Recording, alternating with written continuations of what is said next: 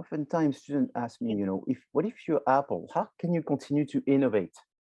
And that's the question, is if you're Apple and you think that you know everything, therefore you don't have to listen to the customers. And you believe the customers don't know, and therefore you're creating the next generation of the machine or the product that you're going to make. And that the customers will automatically believe that this is the good product because they follow you. To some extent, it is possible that customers are so passionate about a brand that they will embrace everything that this brand is doing. But it's dangerous to do this. The best way is to follow the customers. So you listen to the customers in order to produce what the customers want. And you do not assume that because you are the engineer, you know better than the customers. Because you are the marketer, you know better than the customers. You assume that the customers are the one that eventually have belief in creating products that are better. This weekend, I went to an event that is like a sort of a private club event. And it's a club that works on classic cars. And there's one gentleman that has a 600 video on YouTube on classic car. And he's amazing. He's one of the most famous in the world and so forth. And so he invited a group of people, including myself, to go to his garage. And the idea, that was Saturday morning, the idea was to service an old classic car and replace a component on that car. He opened the bonnet and he started putting his tools on the car. And then he started unscrewing things and putting the bolts all over the engine bay. And I was looking at that and thinking, gee, that's amazing, because that's sort of what I do. But with experience, I don't do this anymore, because soon enough, I have a tool that falls, and then the tool gets stuck somewhere. Soon enough, there's a bolt and a bunch of parts that fall, and then I have to look for them, and I lose 10 minutes, 20 minutes looking for all of this. And therefore, I was thinking, it's funny, because what I do is I bring little plastic dish or whatever, and or some towels, and I put them there, and that way when I remove things, I put them on the towel and they don't fall in the engine bay that I don't see them. And so since I was facing someone who's one of the most famous in the world doing that, and he was essentially doing it in a way that I thought that was a sort of a beginner way, I couldn't help to ask, why is it that you don't use trays and containers and because when I do that, I lose all kinds of parts. And then he looked at me, and this was actually filmed. This was filmed because this eventually goes on YouTube. And he looked at me, he said, because he remembered my name, he looked at me and said, Frank, I think you're going to jinx it. I think because now that you say that, I'm going to have tools starting falling in the engine bay and going all over the place and losing parts and all that. And that's going to be a problem. And since I'm being filmed, usually that's when things even get worse. And so he says, don't say it again, otherwise that's going to jinx this show. And I said, okay. But then he was laughing. He says, you're right. It happens all the time, and I lose the parts and all this. And I was thinking, wow, that's a problem that I'm facing. And I thought it was just me, Frank. But then you think the professional people that do this on a daily basis, he's done this for 45 years, are doing this on a daily basis, don't have a solution. I thought I had my own little solution, and everybody had a better solution than me. And in fact, I just discovered that there's no solution. So to me, it was like, how many people are facing this? Is it just me? And then this very famous person that's been doing it for 45 years. But that gives me a perspective where I think, if it's him and I, it must be thousands of people. Maybe it's tens of thousands of people. Maybe therefore it's millions of people that are facing this problem. What is the option as a product? And so therefore then I look for an option, and I'm listening to the customers. I'm searching and looking at comments. People are giving comments and all that. And I'm actually not finding a product that solves this problem. So everybody is losing bolts and parts and searching for them when they start working on the engine bay, and everybody does that. So there are solutions because like I said, it's very rare that there's zero solution. Like I was telling you, it's very rare that there's no references. There are solutions. So I found that there's some, even when you think about it, the people that sells tools, they should have a solution for the tools not to fall all over the place. So they sell you some little tray and even rolling tray that you can put around you. They sell you some sort of a plastic things that you can put on the side of the car when you're working on it, so that way you don't scratch it and all that. And inside those cover and blankets that you can put on the fender, and sometimes there's some areas where you can put some of the tool. But the reality is, it's better than nothing, but it's really not that good because there's not that much space. And once you start putting 2 or 3 tools, then you start, it's very cumbersome. So here's just another problem, because when you're in business, that's what you try to do, solve problems. Otherwise, nobody needs you if you're just a pretty thing. So you need to solve problems, and you're trying to solve problems, and better than anyone is solving these problems. It is very rare that you are the first one to see the problem and that you come up with a solution that beats anyone that would ever want to come after you. So usually what happens is when you try to solve the problem, you find there's other solution, then you try to be better than the solution that exists, and then you try to keep innovating in order to stay one of the top best solutions, so that way 20 years down the road, your business still exists. So this idea that knowledge is therefore never enough, and collecting knowledge is never enough, looking for more study, but you can't just study, you also have to act, and you have to do something. So studying is good, not studying is bad. Continuously studying just for the sake of studying and never doing anything because time goes by and you procrastinate, it's bad. And so you have to find a middle ground here in order to balance all of this. To continue, therefore, in order to start a business or to start doing marketing, is you have to balance multiple activities at the very beginning. And so there are 3 activities. So unfortunately, I couldn't find an example of 3 situations, but it's a little bit like the chicken. So that's 1, or the egg, that's 2. The start of the universe, it's either the chicken or the egg. It's, for some people may think it's the chicken, some other people may think it was the egg that started it. But no matter what people say, it is also still very difficult to understand which one was first. So in business, it's the same, but it's not 2. Like I said, it's 3. There is the environment, the strategy, and the research.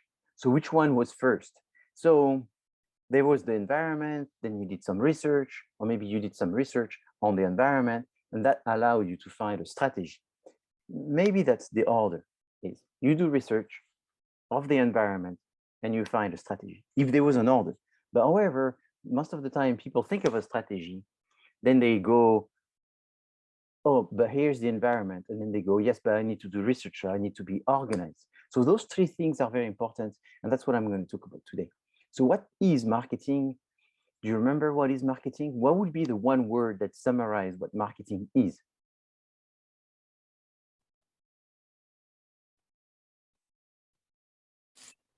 Selling. Okay, so marketing is very close to selling, and selling is very important in business. Supplying consumers? Clients, consumers. No, supplying consumers. Oh, supplying consumers. Like fulfilling the demand. Yes, so it's supply consumers, but okay, so let me comment on selling. Selling, the problem is selling takes a lot of effort. Marketing is all the activities that will help you to make sales easier. So sales is part of marketing, but there's a lot of things that you do before you sell. And there is a broader idea. So supplying to consumers, that's a broader idea than just selling. Because when you are actually selling, you are supplying to the consumer. So supplying to the consumer is broader. But what is broader than supplying to the consumer? Because there's a sort of an idea of logistics in supplying to the consumers. But what's broader than that? Promoting. Offering consumers what they want. Okay, so let's take those two. Promoting is not much broader than supplying to the consumers. Promoting is you communicate about what you have to consumers. So supplying is more of a concept of delivery. Promoting is more a concept of communication, that you deliver the communication of what it is. So you sort of inform them. Now, someone else mentioned, oh yeah, the last lady that talked. What is it that you said? Sorry about this. Delivery and customer satisfaction. Yeah, so the word that is very important here is satisfaction. So if you worry about the satisfaction, you worry about doing the best delivery that you can, the best supply that you can, the best promotion that you can, the best communication that you can, okay? So satisfaction is the word. If there was one word that summarized marketing, is satisfaction. And I think you can relate based on your answer that it has to do also with the consumers, being very focused on the consumers. What do the consumer want is what we're going to give them. And even though what the consumer want is what we're going to give them, will get you out of trouble 98% of the time. So therefore, that's good. There's very few things, if anything, that you can do in business that will work 100% of the time, all the time. There's rule of thumb, and if you are above 90%, that's really good. So what is the one word that defines marketing? Satisfaction. I would say satisfaction is the word that would be the best word 95% of the time. And so everything you learn in a business school, if it works 90% of the time, is very good. What you do is you learn all of this and then go practice, and then you make your own statistics of what you've learned in school and you've applied works most of the time. Then when you work in the world of applying, you will see that there's a lot of things that are in the world of applying that are not mentioned in business school. And then with experience, you'll start making your own statistics on this. But when it comes to marketing, I think it's true that everything has to do with satisfaction. So for example, a good salesperson, what is that? In academia and in practice, is a salesperson that worries about satisfying the customers. Why? Because it's a salesperson that is worried about the relationship they want to have with the customers. Because if there's trust, people will buy more. However, there are also many salespeople that don't believe in satisfaction, or at least they believe in their own satisfaction, and the own satisfaction of a salesperson is to make profit and to get a commission. So they are worried about their satisfaction before they worry about their customers. Can they be successful? Of course, they can be successful. They can be successful because they can be very persistent. They can be very strategic. They can be very gifted, and they can be skilled and technical and trained in order to sell.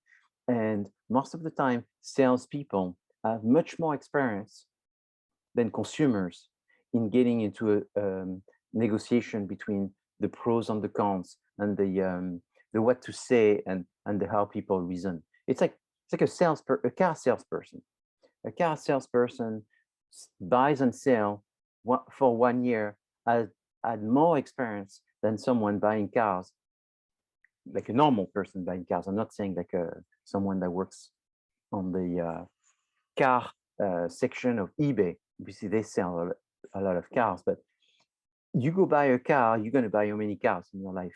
12, 15, 30, maybe 50. But if someone that sells cars, they have so many more interactions, so they are much more experienced, and therefore they are much more gifted in negotiating. So for buying a car. They may not be as good for buying a house. They're very different. So all of this talks about the experience, and all of this talks about the long-term relationship that you want to build with customers. It's the same with a realtor. A realtor is a job that requires a lot of stamina, because you're going to spend many years before you have a reputation, because it's going to take time for you to be buying and selling houses, and the house that you sold, you're going to have to find the buyers, and the one that you had buyers eventually will be sellers. So you build this relationship, and it's a 25, 30 year, 40 years or more time. So you're working through the cycle, and you're working to the reputation you have on a specific area. So if from day one, you understand this concept of selling and satisfaction, it's going to be in your favor. Promotion is the same, public relation is the same, developing products is the same, delivering and logistics is the same. If satisfaction is what everyone in the company at everyone level, in the finance and accounting, understand that that's what you're doing, therefore you have a boss, and the boss is the customer, and you're trying to satisfy them. But you have to be careful, because you don't want to be just focused on satisfaction. Otherwise, you may lose the perspective that your company will go bankrupt if it doesn't make any money. So you have to have the concept of profit. Then two concepts I want to talk about. I want to talk about value, but I want to go back to talking about satisfaction in the sense of what is satisfaction, what is value. So satisfaction is the difference between what you expect to get and what you perceive in getting. So it's this performance that you're measuring. So you expect to get a dinner that is tasty and filling, and you eat, you full, and it was good, and you walk away. So you're satisfied. This is what I expected, this is what I received, and this is what I perceived. So what's very important as a consumer is understand that consumers are not our perfect machine and all the same at measuring satisfaction. It's based on what they have perceived. So as a producer, should you be more focused on creating the tastiest product, or the product that is perceived as being the tastiest? That's a difficult question. For the most part, it is very likely that it's going to cost you less money to create the most perceived tasty product than it's going to cost you in terms of money making the product that is the tastiest. The tastiest is subjective, and therefore, oftentimes, here again, listen to the consumer and see how they measure the quality of a product, and then make sure that what they measure as being the quality is what you're delivering and not something else. If people perceive that it's going to be tastier if it's more sweet, then you make it more sweet. Maybe if you are selling in a different state, in a different area of Los Angeles, things are going to be better being more or less sweet. At the end, it's the flavor of the customers that come to be served that matters. And the people may change. With the amount of saltiness and sweetness that they want in 2022 in the same area may change. So you have to constantly monitor how much do they expect, and how do they measure, and how do you just satisfy them. Value is different. It's the difference between what you pay and what you get. The difference between what you pay and what you get is measured at the time of purchase. So at the time of purchase, using the example of the restaurant, is people are going to look at the menu and look at the price.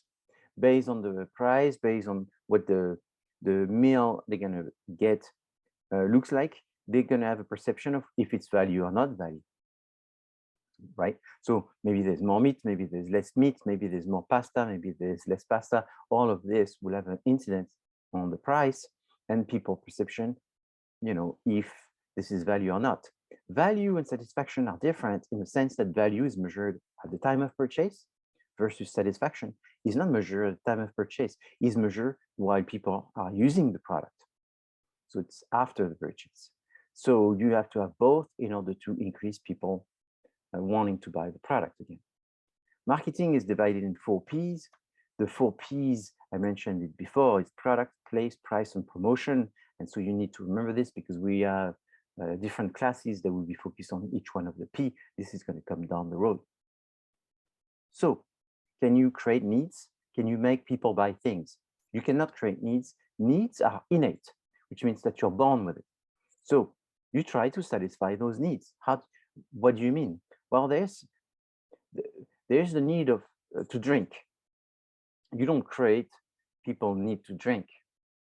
They had this need forever. So what you do is you try to articulate new products, which are going to be new want that they will have in order to satisfy their existing needs.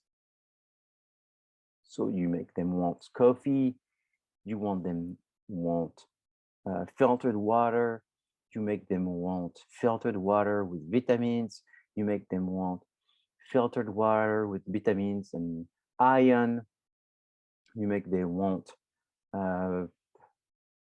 caffeine-free coffee, you make them want to drink water without gluten.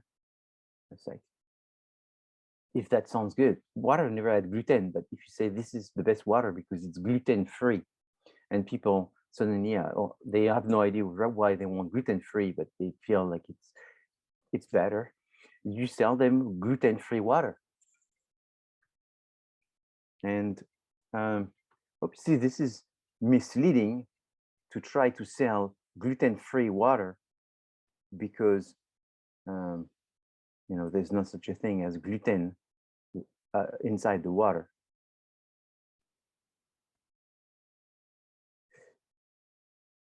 Any questions? Professor? Yes. You brought up something about the water and how it is pointless to sell gluten-free water, and that kind of took me to the A2 Milk Company. Yes. I don't know if it would be relevant for me to ask a question about that company and of course what your feelings are about A2 Milk, because based on reading about the company and the research that they did and the fact that they say that they sell the milk because it may or may not help basically people that are lactose intolerant. Yes. Do you find that to be a weakness that research is not proven? So yes, it is a weakness. Okay. It's a weakness, but now you see we go back to the question of belief. That's why I had this first slide. That's why I said there's many more perspectives. The idea is people believe things because of what they know.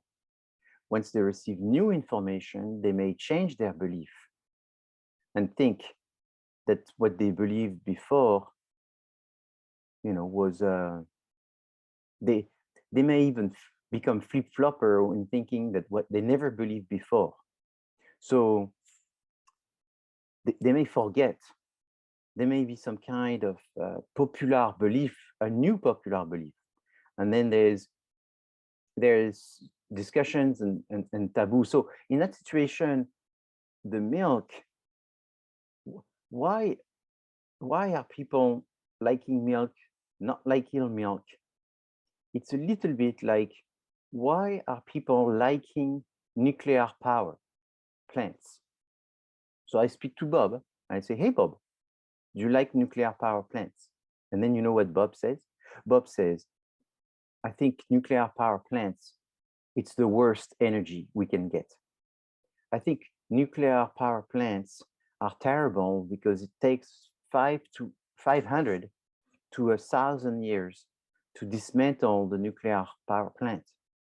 And we can only use them for 100 years, between 70 and 100 years. So yes, there's going to be some people that are going to be very happy with it, but there's going to be one person that's going to be happy with it, maybe two, 70 years, like 2 generations, not even. Versus 500 to 1,000 years, that's a lot of generations that are going to have to pay to remove the nuclear plant. However, Bob says, I really like windmill. Windmill is the best because windmill can be installed pretty quickly, can be dismantled for much less cost, and windmill are renewable because it's wind. There's nothing you can do with wind. There's no wind, you get energy. There's no wind, you don't have energy, but you somewhat store it in some batteries, and therefore it's renewable and sort of nobody loses from it. But then in front of Bob, there is Jennifer. And Jennifer says, I don't agree with you because I think nuclear plants are great. I just bought myself an electric car and I'm realizing that everybody's buying an electric car. And if we all start buying electric cars and we start turning off nuclear plants, I don't know how we're going to drive those electric cars. We're not going to drive them from windmill because windmill only gives you electricity when there's wind. And if there's no wind for a while, you don't have any more electricity because you don't have enough batteries to keep the electricity that had been stored during the time there was wind. And in addition, it's not that sustainable because you need to make a hole that is so big and build so much concrete, and you go on and on and on and on and on. So at the end, it's a combination of what's called science washing and green washing. Science washing and green washing, it's people having beliefs based on what they believe, what they know. They use science to serve their purpose. But at the end of the day, it's all opinion. And it's all something that evolves with time. Because then there's John. John comes and say, hey, I'm John. I just bought some shares of Tesla. And since I bought shares of Tesla, I really like nuclear power plants because I don't want my shares of Tesla to go down. The more nuclear power plant we have, the more likely that my Tesla shares are going to go up. And then you say, but John, isn't that a conflict of interest? You're not telling us if you think nuclear plants are good or bad. You're just telling us that you want to make more money with your Tesla shares that are going to require a lot of energy that comes from nuclear plants. And then it's like, yeah, maybe, but that's my perspective. That's what I believe. That's what I know. So when it comes to the milk, it's the same. Is you have suddenly a lot of people that says the milk is the best, and you have a lot of people that say the milk is the worst. And depending on conflict of interest, you hear these two information coming from lobbies, coming from producers, coming from some consumers, coming from medicine, coming from different perspectives. So at the end, is consumers, the way they are informed today is very different than 20 years ago, is very different than 50 years ago. So when they look at the market, what do they discover? They discover that California, just as an example, has made a law that you have to put on every product that this product may cause cancer, a sticker that says this product may cause cancer. If you don't want to put this sticker, you need to do a research that proves at a very high level that this product doesn't cause cancer. So then you have all of the small businesses, they're just making some products and they say, okay, I don't want to put the sticker on my product because that's kind of a scary sticker.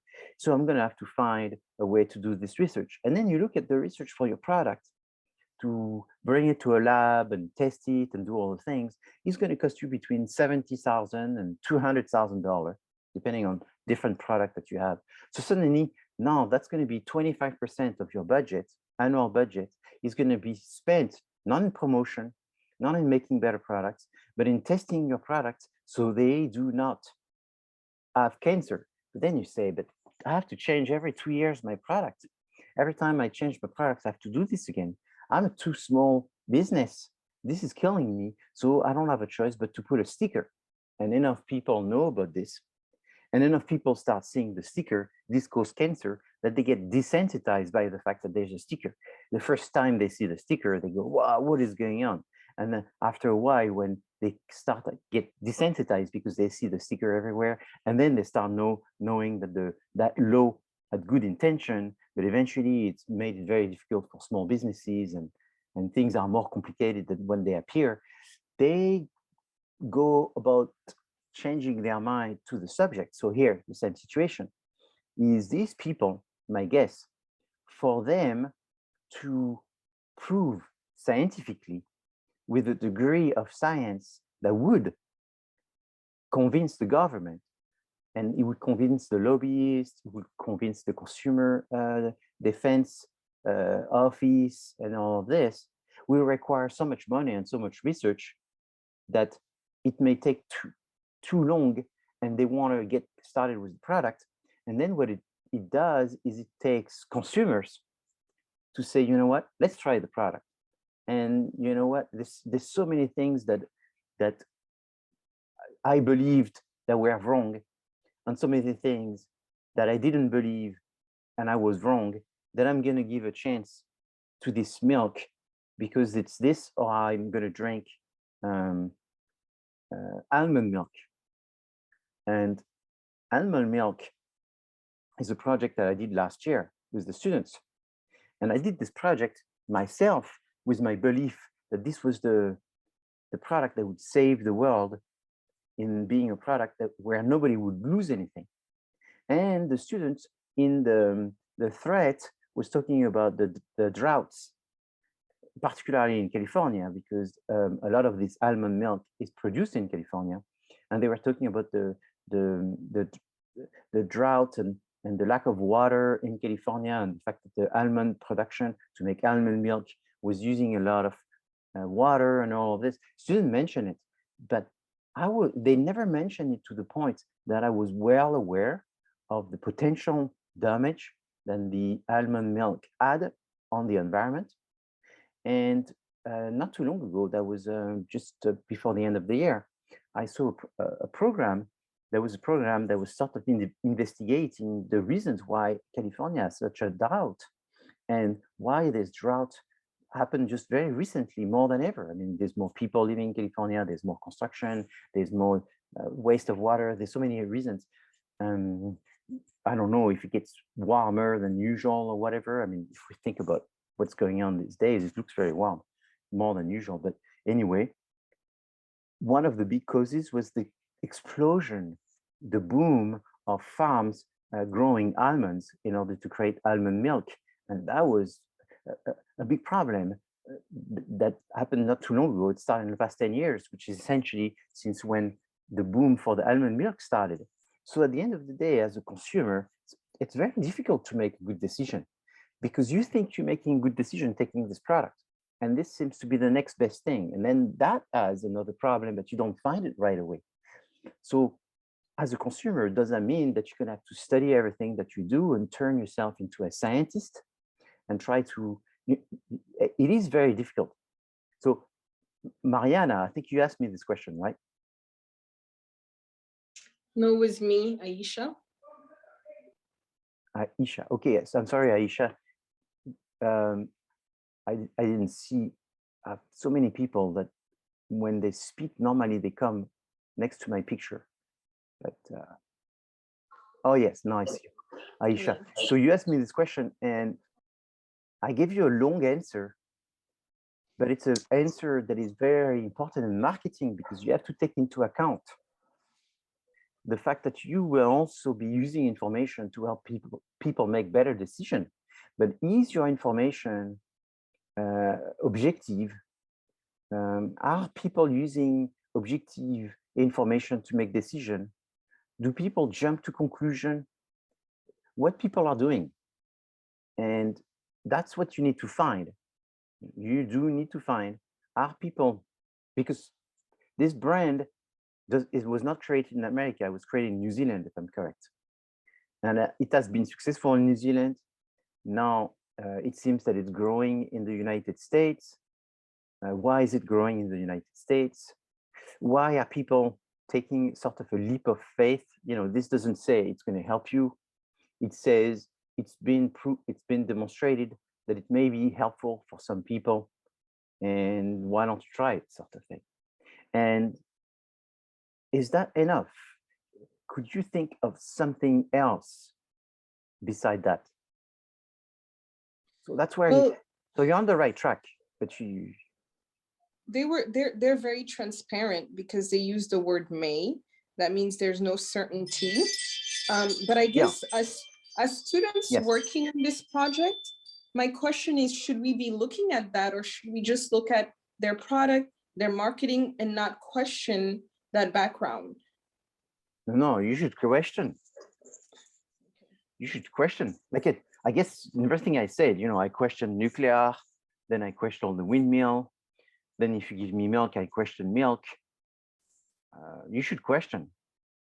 Because for me, what I gather from what you say, sometimes it's about a product sticking based on marketing and based on popularity. It's a product that could very well stick, even though it doesn't have the backup of because they're saying most of the research done on this product was paid for the company itself, which kind of kills some of its credibility.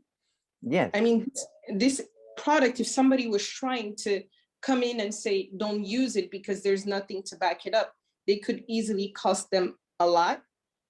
But it could also stick if people really just go by popularity, or let's try an alternative and see what happens. Yes. So in that situation, as a marketing person, you could say, we need more objective statement. So it could help you, needs to be changed by, it helps 50% of the people. So we need to keep doing some research in order to increase the objectivity of our claim. That's one route. And I'm not doing the paper for you, but in some way I am. Another one could be to talk about another benefit of the product.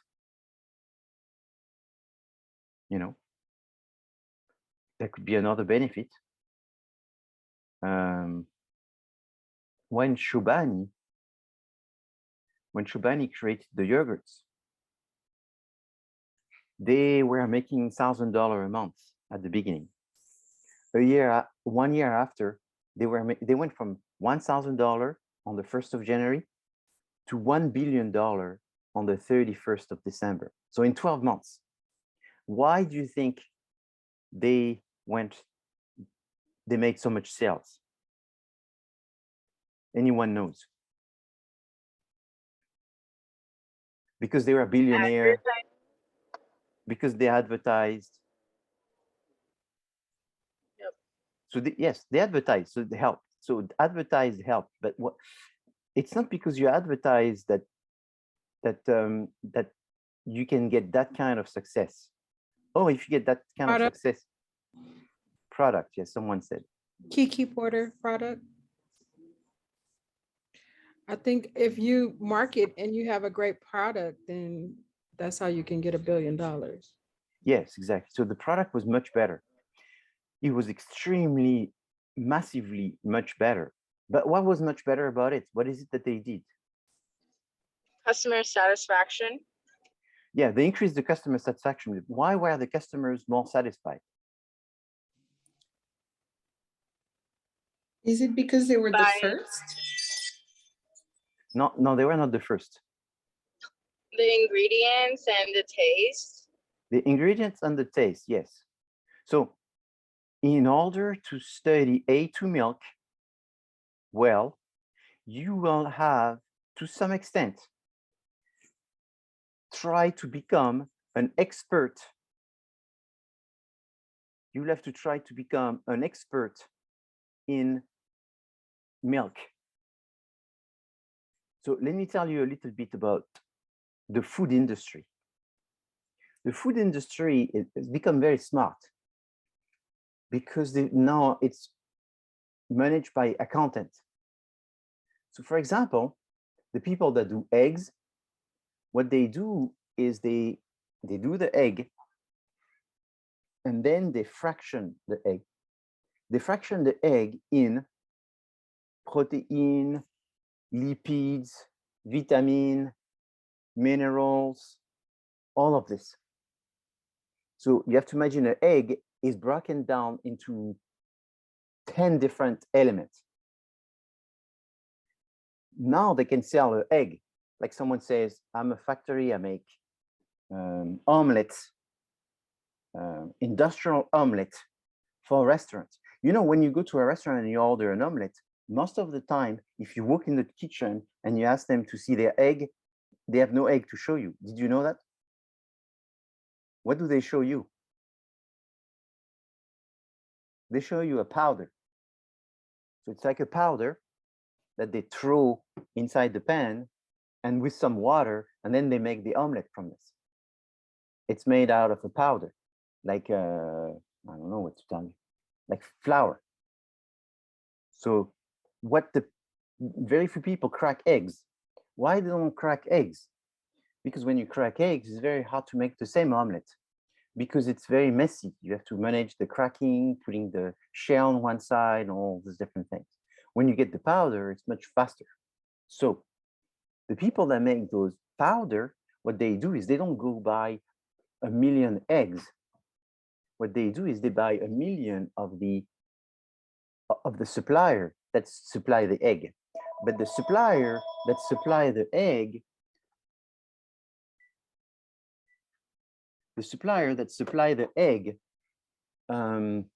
buy the components.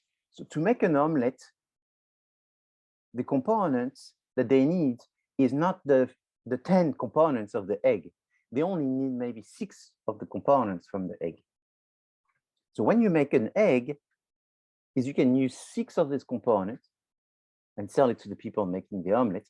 And then you can keep 4 of these components, selling it to another industry that makes, I don't know, yogurts. So as an accountant, you manage much better the production. It's almost like someone says, you know, I want to make candy, and the other person wants to make orange juice. So to the one that wants the orange juice, you sell them the fruit. And to the one that wants the candy, you sell them the skin. For the skin, they make the candy, the fruit, they make the juice. But what they most of the time doing, you can imagine that they sell oranges to the juice people and oranges to the candy people. But the candy people, they only need the skin and the other one. So the world that we live in is the people that makes this production in order to be more cost effective and increase the profit, is they break down the components like a chemical industry where they can have all of these components divided, and then they increase the profit that way. And so then Shobani came, I think, from Iran, and he came to the US and he liked yogurt, and he went to buy yogurts. And then he tasted the yogurt and he went, oh, this yogurt is disgusting. So then he tried another one, disgusting, disgusting, disgusting. And it's like, what is going on? Why are the yogurt disgusting in America? Don't they know how to make yogurts? Or maybe they have bad milk, or maybe they have bad cow. The American cows are not good. So he investigated this. And then he found that it was possible to get good milk. It was possible to get good cows, but it was very difficult to get good yogurt because they were mass produced by companies which bought the milk, and the milk also came from factories where it was already broken down. And you couldn't get it directly from a cow. So then he went to see a bunch of farms, and he looked at those farms and said, how do you manage the cows? We manage the cow this way, this way, this way, this way. Oh, so that's a normal farm like back home. I'm going to take the milk just from this. So this is going to be good milk. The better the milk, the better the yogurt. And he said, you know, I'm going to make it like it's for me. I'm going to look for the best milk I can find, and that will make the best yogurt. He did this, and that's why he went, because the people are not stupid. The people, when they eat a yogurt that is very, very, very good, they can tell. And then they quickly wonder, why did they eat the yogurt that they had for 5, 10, 20 years before? That was disgusting, but there was no choices. Once they have a choice, once they've tried something that is better, they don't go back to the way it used to be. And so that's what made Chobani so successful. But then, I don't know if this is true, but when a company becomes that successful, then they they sell shares to people that buy, from a stock. And then the business becomes less of a personal business. It becomes a big corporation which has to work on short-term dividends for the investors. And then suddenly the owner eventually says, you know what, I'm out of this. And I let someone else take care of it. And then the company's reputation goes down because it's not the same as what it used to be. Now it's becoming processed, it's becoming ultra processed. And then they start cutting corners because the accountants, again, start taking over and telling what needs to be done in order to increase the profit. So as a marketing person, that's what you look for. You look for these opportunities where it has become industrialized, it has become mass produced, and the consumers are essentially getting used to a lower quality. And then you have the opportunity to come back with a better quality and tell the people. And it's a cycle. And there's new people get old, get retired, disappear, new generation, new opportunity, new people with new ideas, people travel, new DNA in the environment get injected in creating and coming up with new ideas. So life is a cycle like this, and it's the opportunity for everyone to take advantage of it.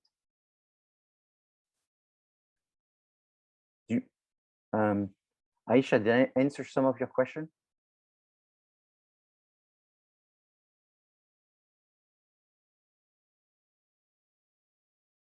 Any other questions? So it's to be good in marketing is you have to think outside of the box.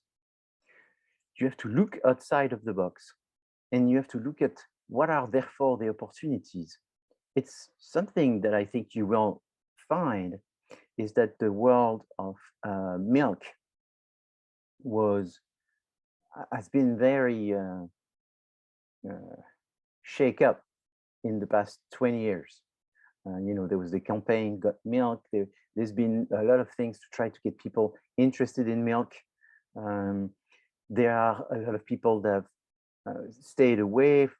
A lot of information, a lot of beliefs, a lot of change of opinions, and nutrition got involved, and misleading information, and so at the end, I really personally I don't know what's the true answer, but I'm convinced that there's more to all of this, and therefore there is a possibility for a company like A2 Milk to come up with a better proposition by coming with new ways, and that's what they've been doing, and that's how they've been growing. But what else would you recommend them to do in addition to what they're doing in order to increase the growth or to become more relevant for the customers? That's what you're working on. So this I've defined. Okay, so all of that is defined. So in marketing, you have to plan. There's a lot of things that need to happen, and that's the concept I want to talk about. You want to plan because you want to measure the progress. You want to try to identify what you're doing and what you're doing that works and what you're doing that doesn't work. You want to have clear objectives to be measured. That way you can measure them, but you also want to have clear objectives so that you can tell the people that are leading what is expected from them, and you can give them some challenges, and that way they go after those objectives and they do the best in order to achieve them. You want everyone to know what's the purpose, what's the big idea of the company. You want to make sure people understand that there's a process and everybody is working for some objectives and everybody is somewhat apart in order to achieve something. So the process is very circular. It's like a circle, it's like a loop. And the loop is that you have this vision, that's number one, which is broad, maybe for the next 10 years. Then you have those objectives, it's number two, which are still broad, but much more specific, maybe for the next 2 years. And then you have the strategy, which is the broad direction that you will take. And then the fourth is the plan. So it's the details, activities that you would have. So the strategies and the objectives for 2-3 years, the mission 10-20 years. And the plans can be almost to the extent of a month, a week, a day, an hour. So it goes into more and more details as you get to the plans. And eventually you implement these, and then you control these by evaluating what are the results, and did you meet the objectives. So the planning process is this, and based on what you implemented and the result that you have, you make some adjustments to improve, to do more of something or less of another, or add something that you didn't have before. So that's the planning process. The way this is written is, again, in the same order from 1 to 5, like you just see here. So a marketing plan would have 1,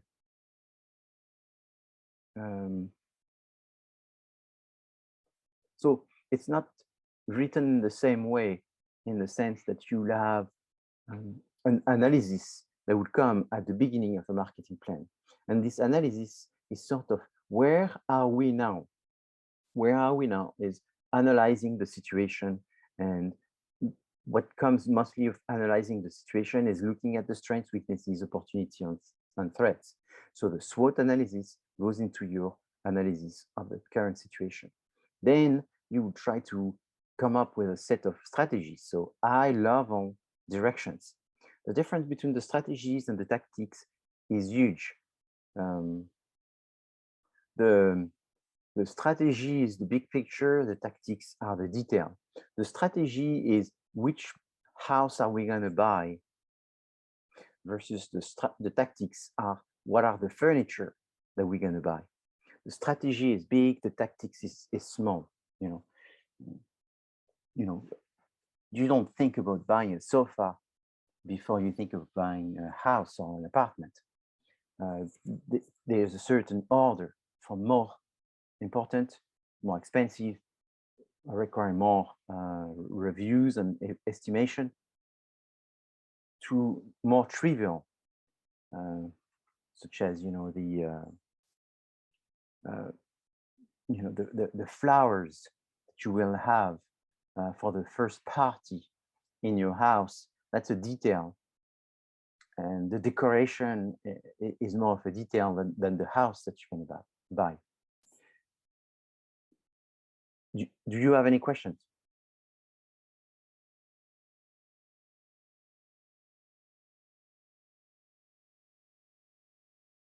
Okay. Now, so therefore there's an order from mission, objective, strategies, and tactics. You don't want to misinterpret tactics, like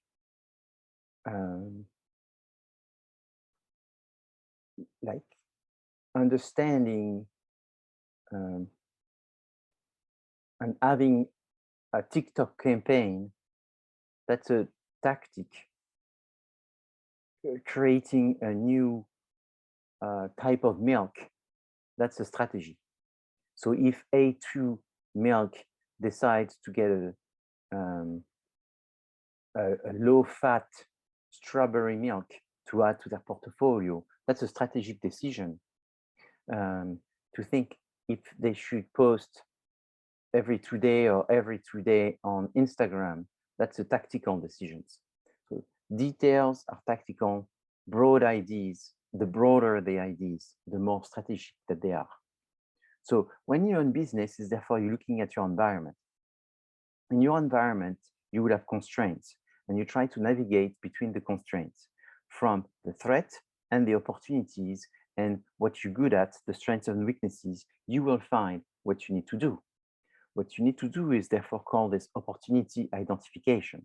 Once you find opportunities, you decide if these opportunities are strategic opportunities versus tactical opportunities.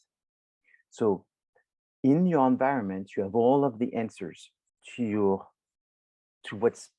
where you find opportunities.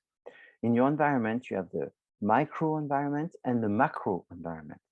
The micro environment is the environment that is directly affecting your company. And the macro environment is the one that indirectly is affecting your company.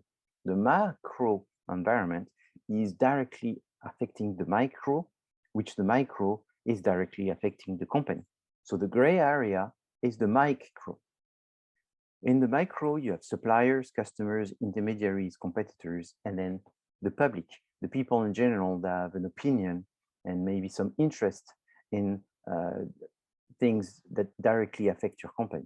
Which one do you think is the most impactful of your macro, micro, the gray one, of these factors? Which one affects you the most? The public, the competitors, the intermediaries, or the customers? Customers? The customers, exactly. So the customers is the, thank you for your answer, is the most important, the one that's the most impact. In fact, of all the factors, including the one in the macro environment, the customers is the most important.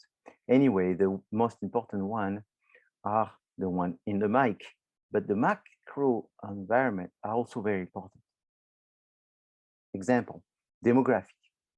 You know, so it's like you're selling something that is mostly interesting older people. You're selling fashion for older people, and there's less and less old people. Therefore, this fashion is going to be out of fashion to the point that nobody's going to want it. And therefore, you have to evolve by creating products for the new demographics. Maybe you're selling a product in an area which has not too many people living in this area anymore. Or maybe the different culture in that area has changed. So therefore, you have to adapt. Cultural trends are very important. What people want in general and the different generation is very important. Economic is extremely obvious. If people have a lot of money, if you're selling something expensive, you will most likely succeed. If people don't have money, it's possible that there will be a decrease on them buying your products because they won't be able to afford it. So the more people can afford things, the more likely that you will be selling. So looking at the economic factors in people being employed, in people having savings, in people being willing to spend money, that these ratios and indexes are very important. The natural resources have an impact because natural resources may not be available in large quantity. There may be decrease, or there may be discoveries of more of these natural resources that gives some opportunity for your business to keep on growing. That's important. Technical and technological changes have been important, I would say, more so in the past 20 years, probably than ever. I think the big impact probably has been computers and personal computers and networking and the internet and so forth, in order to create some disruption in the industry. That is very important. And then political. So political as the last of the factor in the environment is extremely important because it can be very disruptive. The government may change the laws to the point that your business does not exist, or to the point that it creates a new business. So I notice it all the time. One that was quite amazing was in California when they changed the law for the consumption of cannabis. The student, would relate so much to that change that they would say cannabis, would be in everything. What's the name they call it? TSB or whatever name, I forgot. When it comes to cannabis. CBD or THC? Yeah, CBD. Yeah, CBD. So that I noticed that probably 5 years ago, I would do this project with the A2 milk, there would be a team, more than one team. Out of the 30 team, there would be 10 team that would be saying, you know what, we're going to do a CBD milk systematically. whatever the project I bring, it was always CBD something. And for some reason, I'm sure right now, maybe some people are laughing because they were thinking of doing that. But I tell you what, 5, 4, 3 years ago, that was like the answer to every project. Students say, oh, CBD, everything made with some kind of CBD. And it's possible that there was a definite trend to use anything and the combination with CBD because it looked very popular. But for some reason, I think it sort of settled down a little bit. It doesn't have to be CBD-X all the time. But political can have this impact. Suddenly, it's legal, and another day it's illegal. And so that generates some opportunities in themselves. So you looking at the milk, I think natural, they're all going to be very important. That's what's kind of exciting, because you have the political, the technological with the milk. I don't know. I think there could be something, but I don't know. I'm not aware of it. And I don't know that it'd be that big.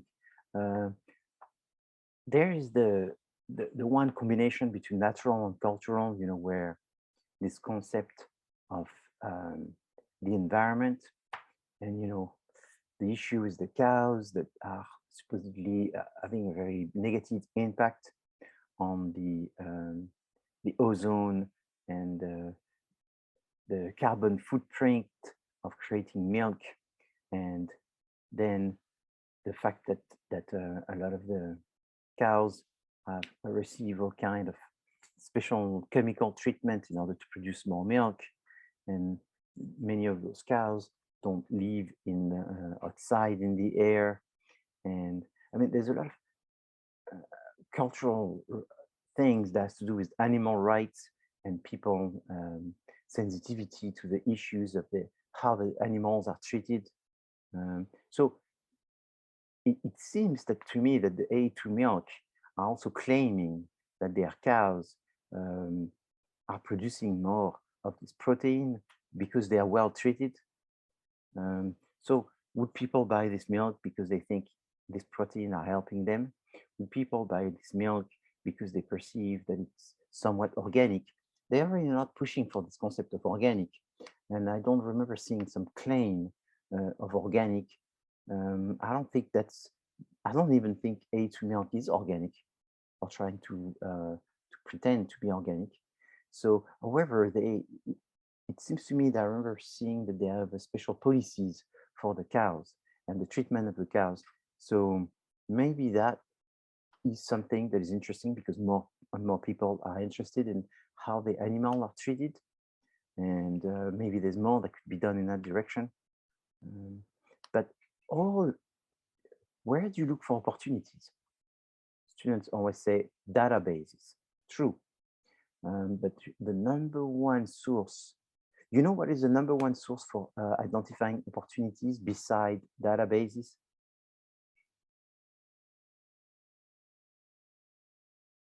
What would be the other, where else would you discover, look for opportunities besides some published information and databases? Surveys? Surveys. Okay, so that's a good answer. It's usually the answer that comes. However, and I'm going to say it many times, and some people still will be doing it, but I'm going to say, do not do surveys, do not do surveys, do not do surveys, do not do surveys, do not do surveys. Why you should not do surveys? Because it's very time consuming. So a survey is a method of research that requires to ask several questions to thousands of people. You don't have time to ask 1,000 people. You don't have time to design a survey. There is one class actually called marketing research, and that's all they do. They don't do opportunity. They don't do all of these things. They just do a survey, because that's a method of collection that is very complicated if you want to do it well. If you want to do it quickly and half job, anyone can do it. But if you want to do a good job, it takes a long time. So I do not recommend to do surveys. However, what's the idea behind surveys? Is you getting the information from who? From the consumers. So the best way to get some ideas is to ask people. Asking them with surveys, it's good, but you can ask them by just asking them, by talking to the people. So talking to the people is one way to collect information, and it's the best way to collect information to make some discoveries of some opportunities. When you speak to someone about what they do, when you talk to them and look at how they do it, you have the opportunity to discover something. And then once you discover something, then you go and look at large number of databases to sort of confirm, get some validation, get some assurance that what you found by discussing to one person is sort of confirmed by looking at the data from thousands of people. But you don't try to create your own databases collecting thousands of people, because that's too time consuming. In business, most small business don't do that. Most of you will probably never do a survey in your life, and I guess that's fine. You could still be very successful, but surveys should not be your first method of collection. Your first method of collection should be asking people, having discussion with people in order to sort of pick their brain to hear what they have to say, pick their brain to hear the problems that they are facing in certain situations. So we need to do marketing research as marketers. For what reason? The reason is that we want to make better decisions. The reason is that we want to minimize risks. The reason is that we want to confirm some hypothesis or review some hypothesis. We want to identify some new directions. We need to create and lead the future, but we want to make sure that we maximize our decisions. So that's what marketing research is done for. So there is research that you continuously do, and there's research that you do at certain time. Marketing intelligence is a concept under marketing research that you will do continuously.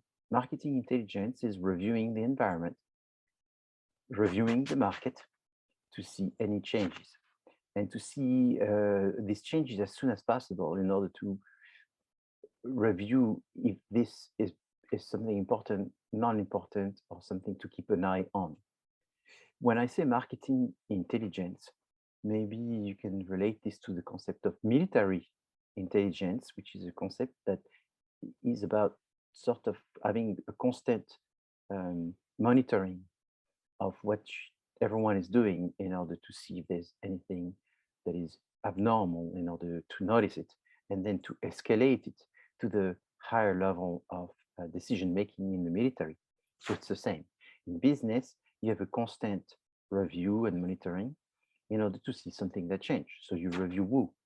You review the consumers constantly, and you follow the consumer constantly and look for something extraordinary that would require further research. You review what your competitors are doing in order to see something that one of your competitors will be doing that would require further research.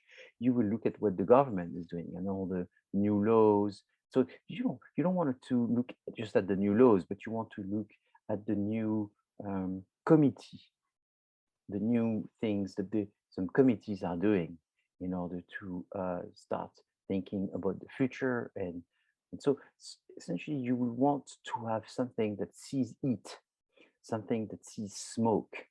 And when there's smoke, then you do further investigation about the importance of the smoke. Can it turn into a fire?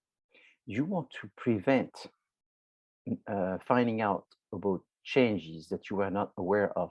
So you don't want to have delays. That's marketing intelligence. Marketing research is therefore more specific, which is a research that you do when there's a question, when there is a problem, when there's something has been identified by marketing intelligence. So two important tasks that needs to be done for a specific purpose.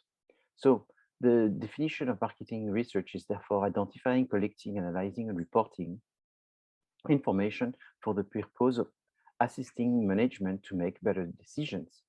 You're looking for problems and you're looking for solutions. You have the problems, now you're looking for solution. The idea is that through marketing intelligence, you will be able to make a better company.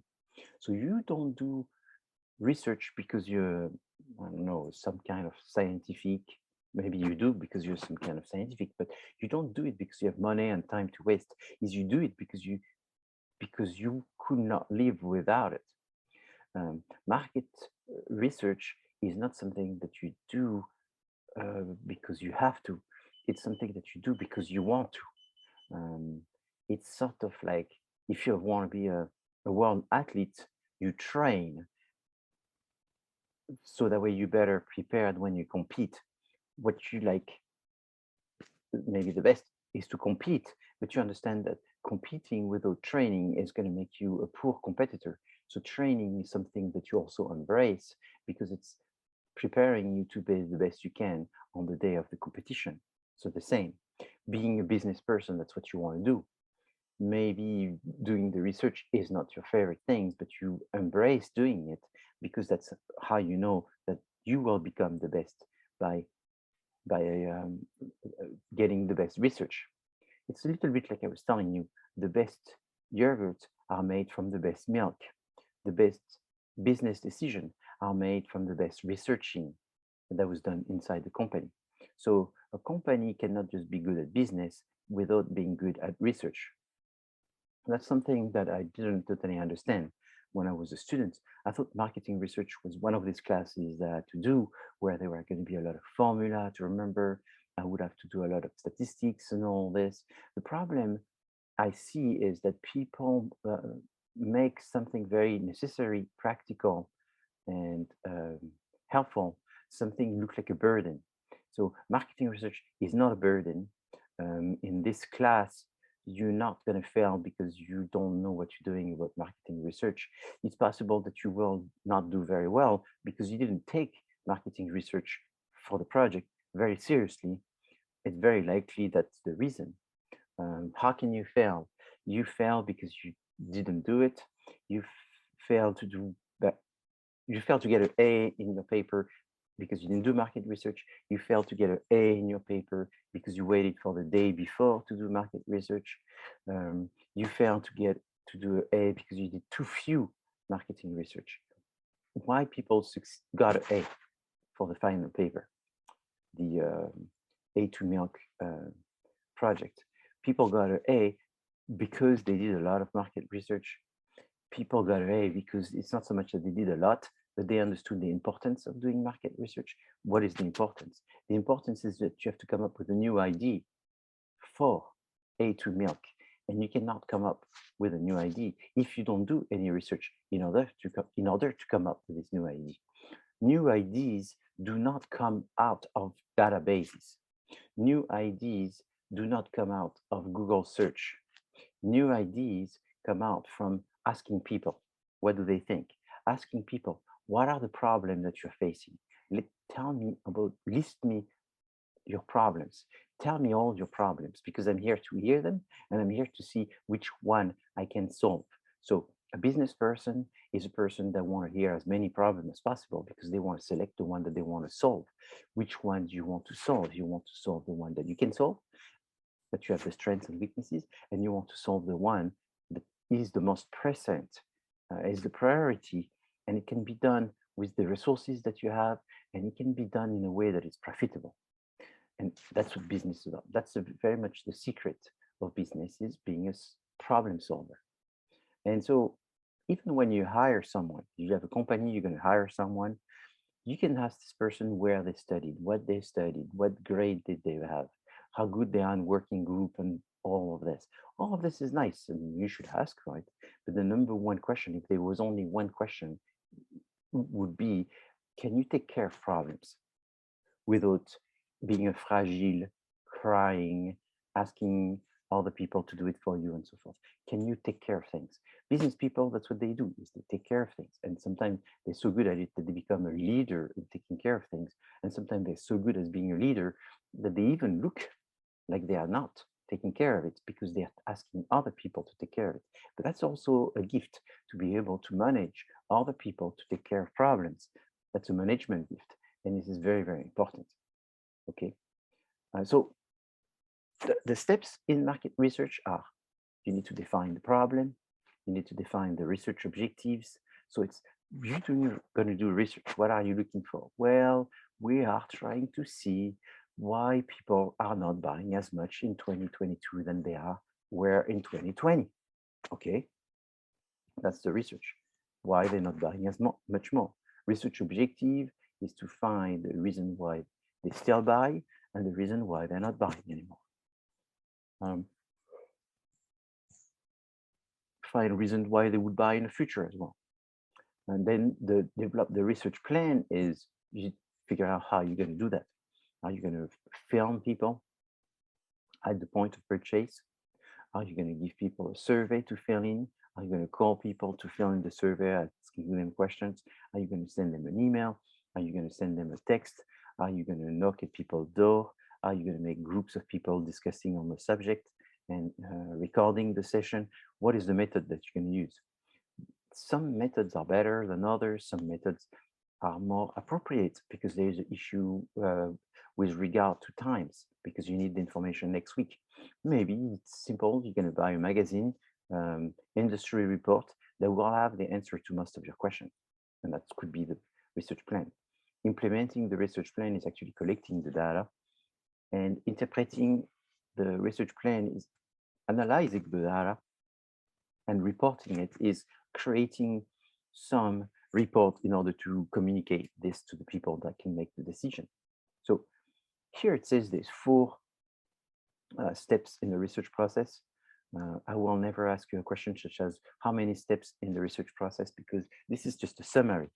As you can even see, there is an end, defining the problem and the research objective. So that's 2 steps. And the last one is 2 steps. So essentially you should have 1, 2, 3, 4, 5, 6 steps in here. And there's only 4 based on this slide. So I'm not going to ask you there 4 steps, 5 steps, 6 steps. What's more important is you understand the logic, or at least the chronology of all of these steps. And if I was to ask you a question, what do you think is the most complicated step in this research process? Professor, are we still on the marketing environment slide, or is it like? Sorry. So you can stop share.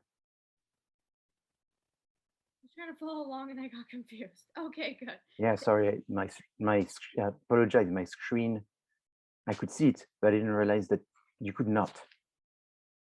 For some reason, you have to reactivate it after you stop.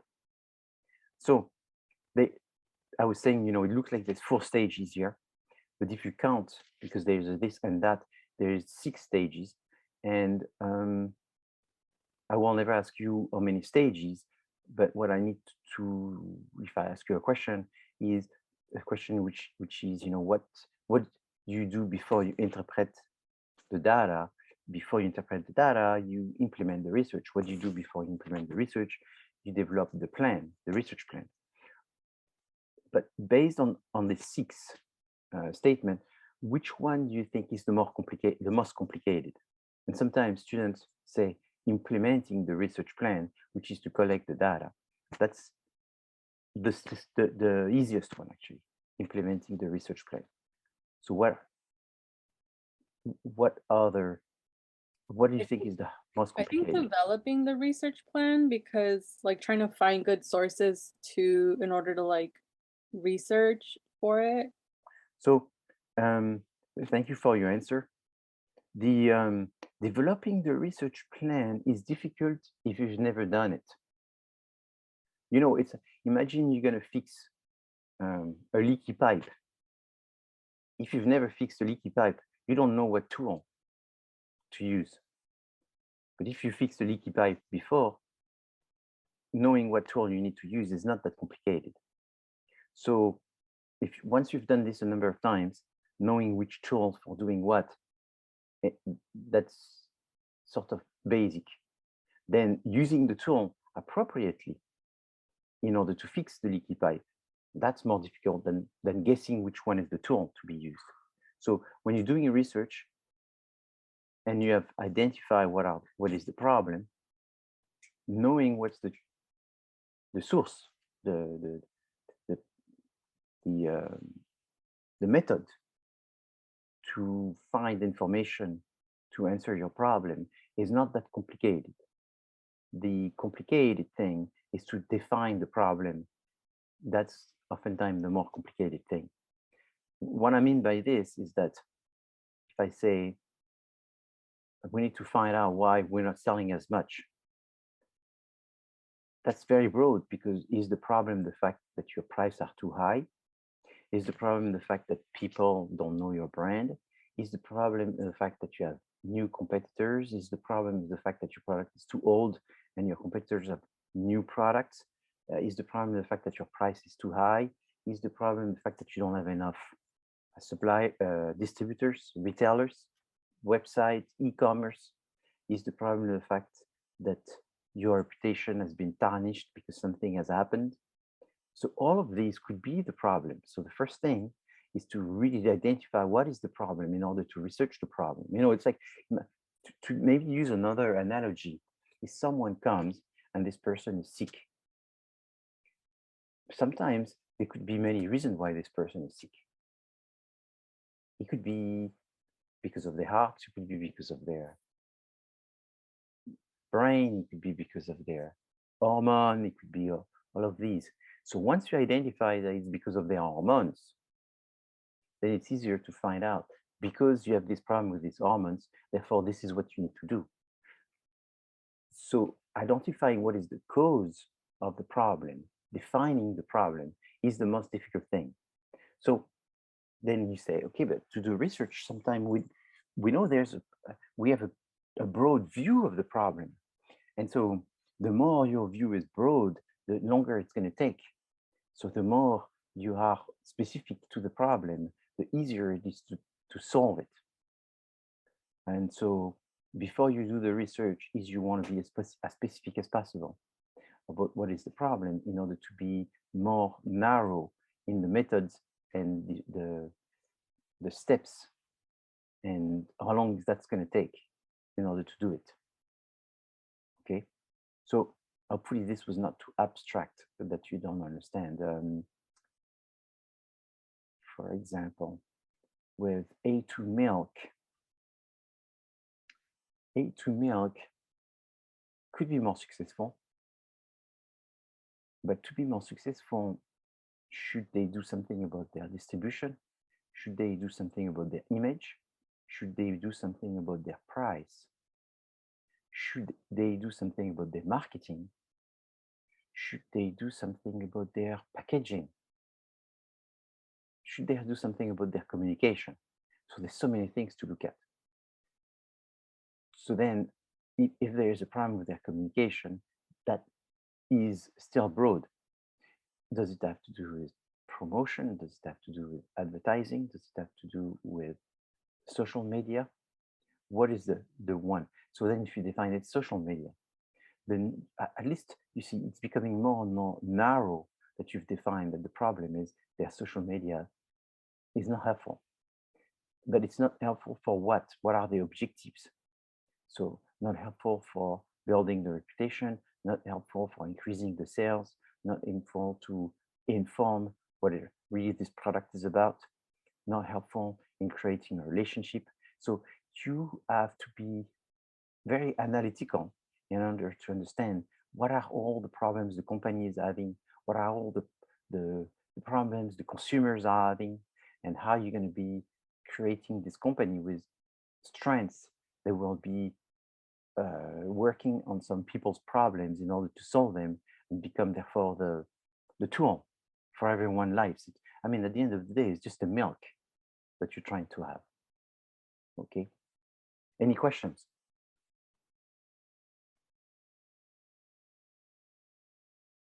So when you're looking for data, is you have two types of data. You have secondary data and primary data. Primary data is like first and second. Primary data is the one that you collect next. So you always collect secondary data first. Secondary data, you have to remember it has the word second inside. So it's like a second hand. It's not new. So it's existing data. Existing data is easier to collect than primary data, which does not exist. Primary data takes more time, it takes resources. Secondary data, in the world that we live in now, are is absolutely amazing because you have access to it. So it allows you to answer your questions very fast. So obviously, that's one of the big change that you don't realize because of the time we live in. But 30 years ago, you wanted to answer a question. Essentially, the only source that you could have was to grab a book and grab many books and go through as many articles as you could, read as many articles as you could. Now, with search engine, is 95%, or maybe even more than that, is done for you by just using words, keywords. So the quality of the keywords is essentially what separates you from any random person. Is how good are you at identifying the keywords that will give you the fastest research and the combination of keywords, number one. Number two is also access to databases. So if you only use Google, I guess that's good, but it's not great. So what's the next step?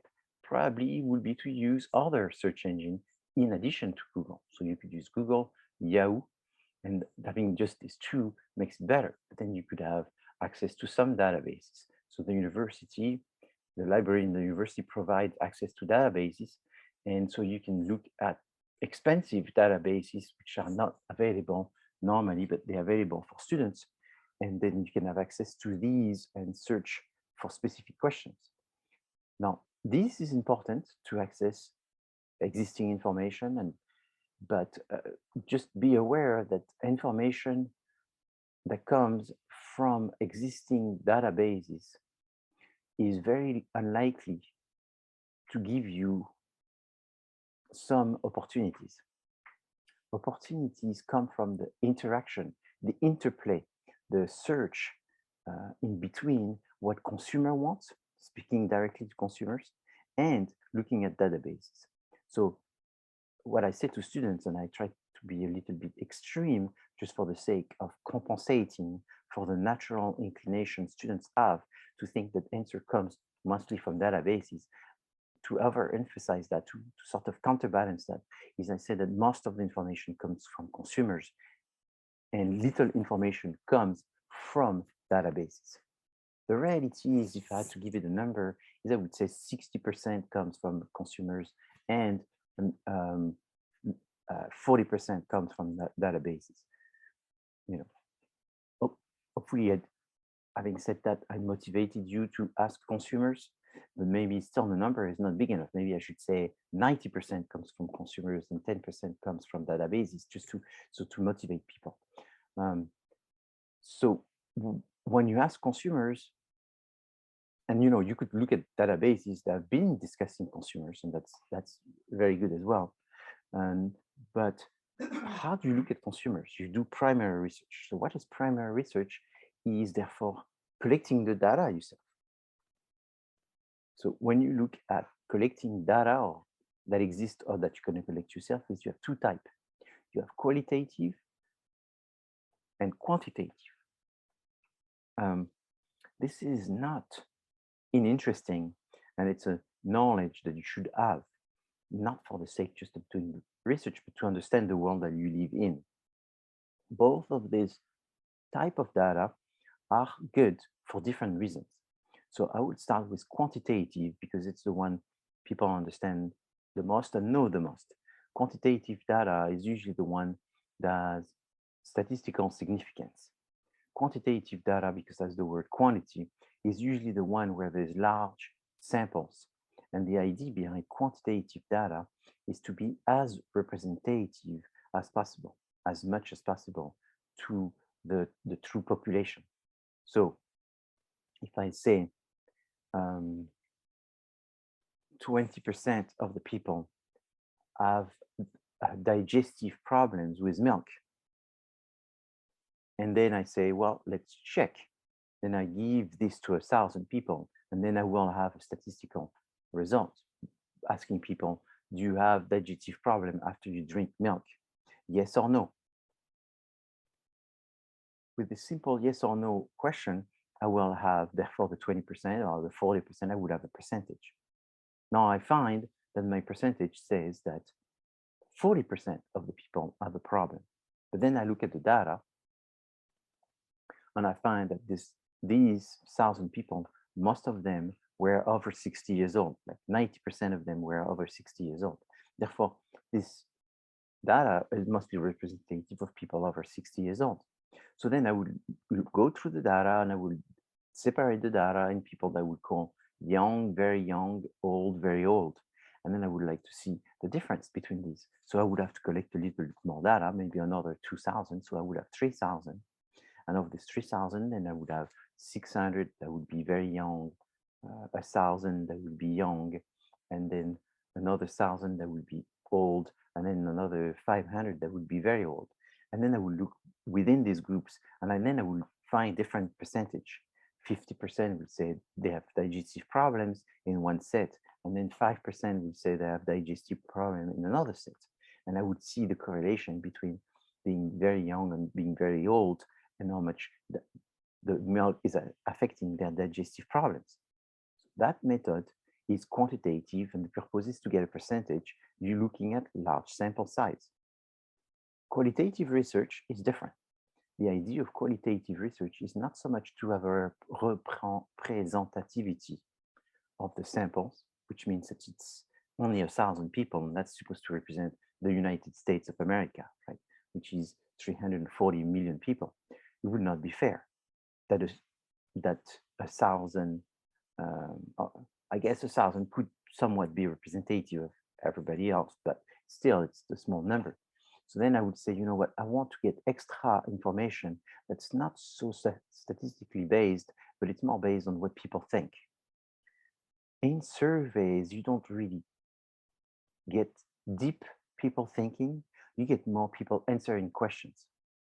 So you can't ask to people a question such as, why do people drink milk in a survey?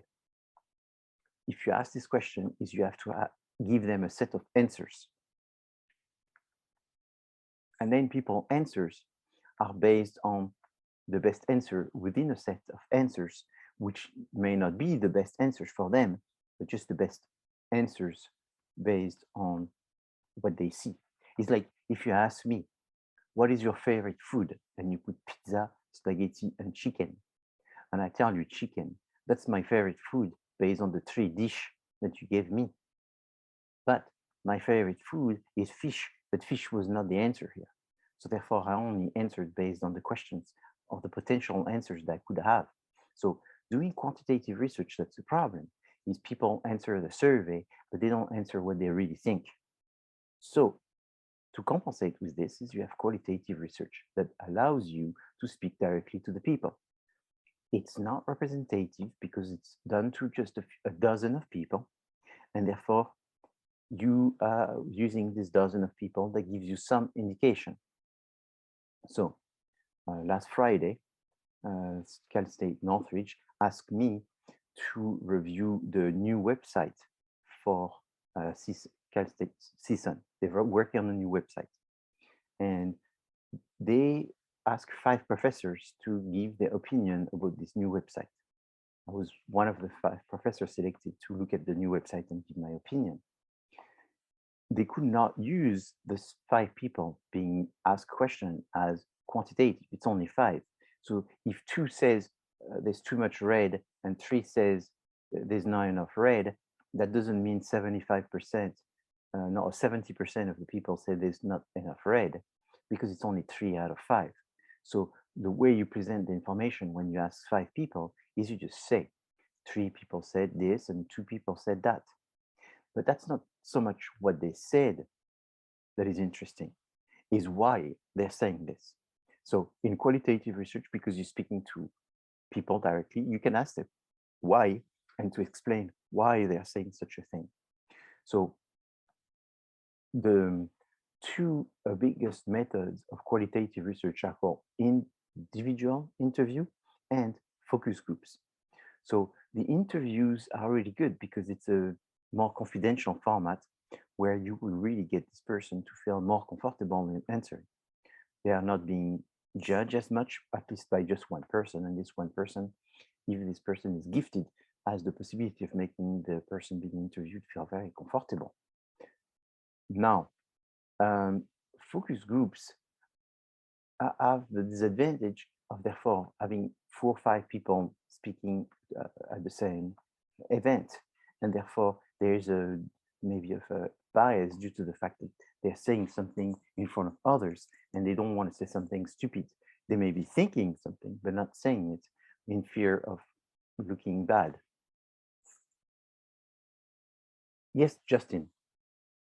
Oh, I actually just want to comment. I actually also got to see the website, and I was just curious what you thought Yes. overall. Yeah, so they also did see the website, show the website to 11 students. So you must have been one of the 11 students that has seen the new website. I suppose they asked me because in 2007, we, in this class, the client for this class was CSUN. You see, right now, the client for this class is A2 Milk. But in 2007, it was Cal State Northridge, and we were reporting directly to the president. It's funny, actually, because there was one student that was really good in the class, and they had 30 teams competing for the best. And once I found which was the best team, is I told the president who were the best team, and the students who were the best team went to present to the president in her office on campus. And I kept a relationship with one of the students in that team from 2007, and he actually sent me a letter yesterday.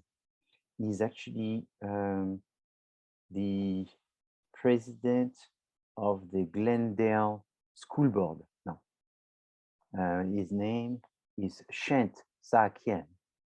So you may know him because it's actually, I would not be surprised in 20 years, he'd be quite famous. He was a really good student, very smart. His name is Shant Saakian. And it's funny, we talk about him. I got a letter from him yesterday. So my point is, what we did in 2007 is actually remake the website. And back in 2007, the website really looked like it was from 95. It was very static. It didn't have pictures, it didn't have videos. And the website had no social media. So it's funny because in 2007, we created the Facebook account for CSUN. Most of the people didn't even know what was Facebook back then. We had to explain people, or Instagram didn't exist. Back then there was a thing called MySpace. That's what was popular. So we created a MySpace account, the Facebook account, we created all kinds of social media, at the time. And one thing that we did, but this time we didn't do it to 11 students, we did it to 400 students. And with many focus groups, is we tried to see what needed to be done. And what we identified, and that was strategic and not tactical, is that CSUN was very unsecure and unclear about the mascot, the matador. So at that time, the matador was considered not much because the culture at CSUN was not to use the matador. It was only used in sport. And the one that was used in sport was like a cartoon character that looked more like a joke than anything else. And so we did the research, and we found that all the schools, sometimes you don't want to reinvent the wheel. It was pretty simple. We just went to see what are the other big schools doing. And we found that they had a very strong mascot. I mean, the Trojan horse, the Bruins bear, and they had a very strong mascot. And people from those schools really identified themselves to the mascot. So we thought, yes, the matador has some negative connotation and meanings. However, it's the mascot since the 50s at CSUN. Maybe we should just do something about it. So either we drop it or we embrace it, but we can't have it and it just slips on the side. So we proposed that CSUN have a statue of the matador, and that the statue be in the middle of the campus. and be visible by all the students. And in fact, we propose that the statue be at the top of a tower, where students would have a sort of a rite of passage and go to the top of the tower when they graduate and take a picture or whatever. And you would see the whole CSUN with the Matador and all that. The administration at the time, and they didn't really understand what we're talking about. Why did we put the statue forward and all this? And we kept saying we need to have flags that said CSUN all over the campus. We need to have much more branding. We need to have a carousel. And one thing that we need to do is to put forward the success story, CSUN success stories. If you go right now to csun.edu, you will see that the first thing that you see are success stories from students, alumni, past students, or professors. That's what's on the website now. That was what we told them to do in 2007. They implemented that, I think, something like in 2011, so 4 years after. The Matador, the statue came in maybe in 2016 or something like this, because we went back and did the same research in 2013. So to me, what's very important is to, when you create, when you have a mascot, is to use it. So I think CSUN should be using these more and more. I did a project for the Sustainability Center. The Sustainability Center is a center at CSUN that is pushing for sustainability or more sustainability. And they want to bring a farm on the campus, a farm that would produce some vegetable and some fruits, which will be sold on campus and also used by the various restaurants. And there's a hotel that's going to be built on CSUN campus, and that will be used by these. They even planning to produce some coffee trees where the coffee will be harvested, and that way there will be coffee picked up on the campus that would be actually brewed on campus and be able to be consumed on campus. It's all part of the sustainability and showing the what can be done and all this, the climate change and all that. So this program for the farm is following a program that's going all over the United States, which is called Freight Farm, because a lot of campuses don't have money and a lot of campuses don't have space. So they use a container, and inside the container, they create a little farm, which is using resources, and it's called hydroponics because there's no dirt. Everything grows in water, directly in some water tubes and so forth. So it's very high tech. And the university can do that. They have all kinds of high tech people, they have engineering people and all that. So they love to do that, and they can do that. That's where people learn to do that and experiment with this. But we decided not to call this Freight Farm because it's like Freight Farm Chicago, Freight Farm Los Angeles, Freight Farm. We decided to call it Matador Farm, again, to have the signature of what we are. We are the Matador Farms and all this.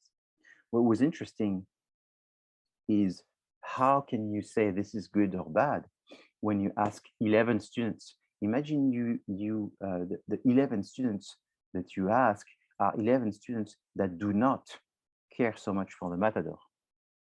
And you ask them what do they think of the Matador X, Y, and Z. And those 11 people say, I don't like it too much. Therefore, does that mean that you need to drop the project? When we did the review, we did it with 400 students. So with 400 students, if you have more than 50 that say it's bad, there's some problem and you need to find out why.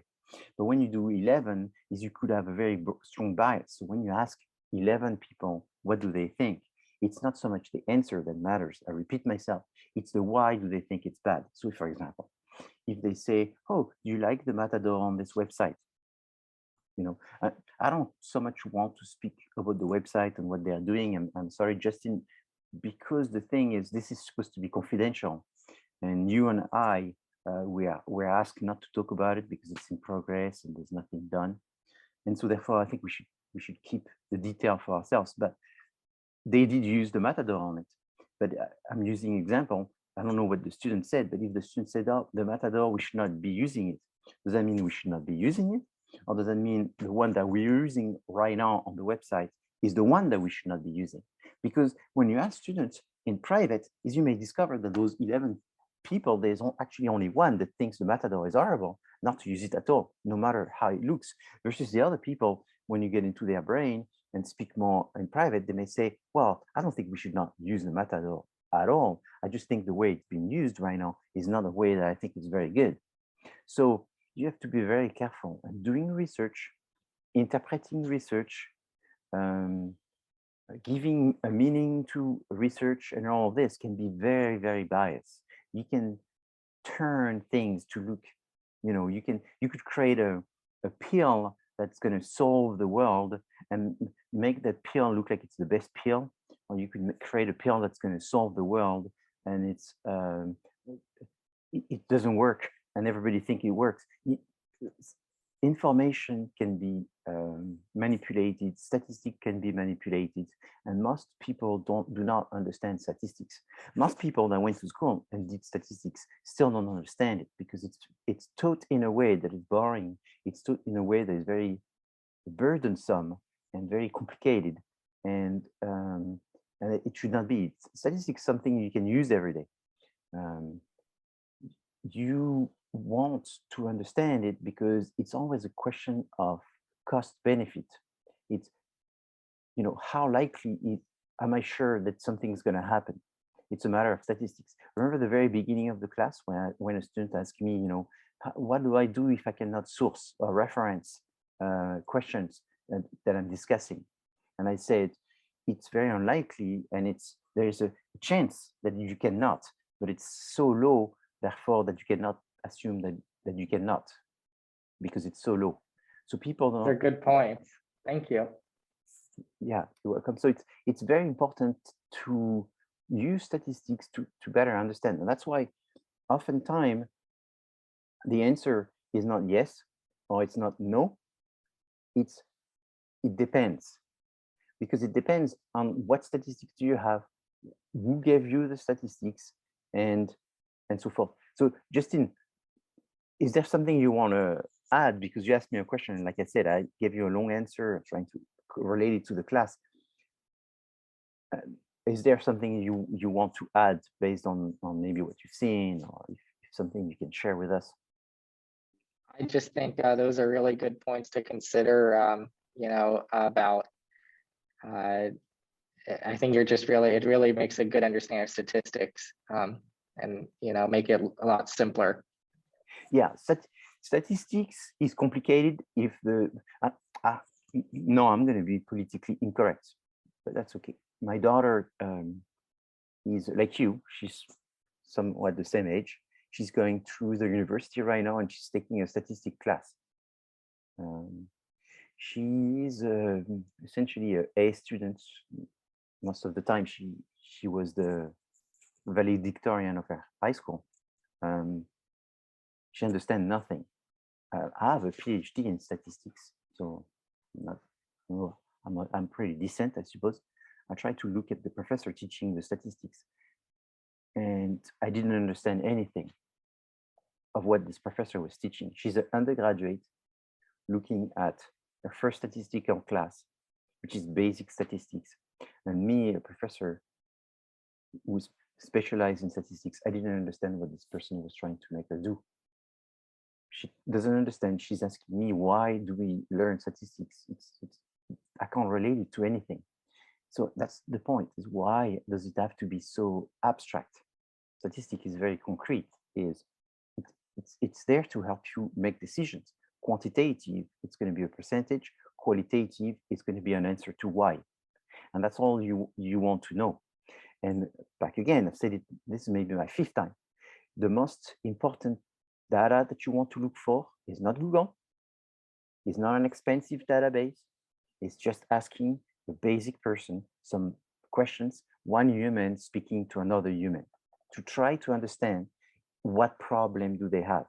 This is why, and I see that you have a question, Joel. I'll get to you in just a second. That's why I want you to be just a human and saying, this class can be very difficult if I make it difficult, or very simple if I make it simple. To make it simple is he wants us to talk about milk with people. So you grab someone, a human being that is willing to talk to you 10 minutes, 15 minutes, and you tell them, you drink milk, yes or no? Why do you drink milk? Why you don't drink milk? And then you go into why? What else do you drink? What else do you drink? But it's not the answer. If they tell you I drink water, you're not interested in the answers. You're interested in the why. So it's like, do you drink milk? Yes. You don't care. What? So they said yes. You don't care for the yes, right? Because it's not quantitative. So you say, so why do you drink milk? And they tell you, I drink milk because it tastes good. Okay, that's what you care. Then you say, what else do you drink? I drink water. You don't care of this answer. It's why do you drink water? I drink water because when I'm thirsty, that's all I like, water. Okay, fine. And then what else would you drink if you're thirsty beside water? And they tell you Coca-Cola. Then you don't care Coca-Cola because you're not quantitative. It's like, why do you drink Coca-Cola? I drink Coca-Cola because since I'm little, I've been drinking Coca-Cola. I love sugar. Okay, fine. Why you love sugar? See, and that's what's very difficult. I'm lucky if there's 10 people that understand me right now. It's not the what, it's the why. Because you want to find a problem. At the end of all of this, you're going to go, okay, so people, when they're thirsty, it's water because there's no taste. So no taste is when you're thirsty, but at the end of the day, they love sugar, and the more there's sugar, the more they like it. They like it. And that's the interpretation. So then you're going to say, okay, we get it.